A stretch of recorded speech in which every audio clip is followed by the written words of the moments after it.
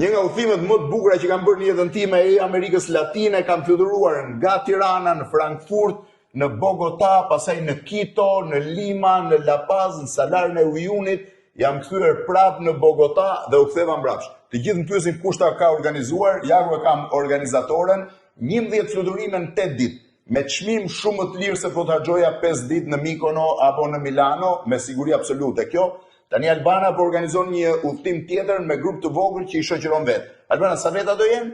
6 deri në 8 veta, grupe të vogla, sepse këto janë udhëtime shumë impenjative. Do vizitojmë Bolivin, ku është La Paz, është liçeni i Titikakës, që është një mrekulli, Salaru Uyunit, që është mrekulli mbi botë, po. Pastaj kalojmë mes përmes shkretëtirës së Atakamës. Do kalojmë Andet, me makinë do i kalojmë? Me makinë. Sa ditë?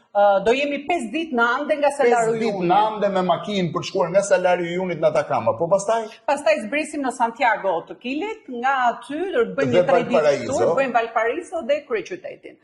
Për një pjesë tjetër të grupit, ka disa që duan të shkojnë edhe në Patagonia, do bëjmë dhe pjesën e Patagonia Skilena. Grupet i ke 11 ditë dhe 14 ditë. Po, eksakt. Sa kushton një itinerar për 11 ditë? Për 11 ditë shkon rreth 4.200 euro. Fluturimi, hoteli, guida dhe i pjesë e ushqimit. Eksakt. Fluturimi nga Europa deri atje dhe fluturimet e brendshme dhe guidat e gjitha. Po për 14 ditë shkon gati 6.000 euro, 6.200, domethënë. Kur nisen grupet? Në fund të nëntorit dhe në janar gjatë verës së hemisferës jugut, që atje është verë në këtë moment. Ja si organizohet udhëtimi, ti je bashkë me ta? Po, unë tani kam futur konceptin traveler, shoqërues. Kështu që ti i merr në Rrinas, i dorëzon prapë në Rrinas, nuk mendojnë më rrugës. Shkon vim eksperiencën gjithë datë. Albana, rrosh test mbar. Faleminderit.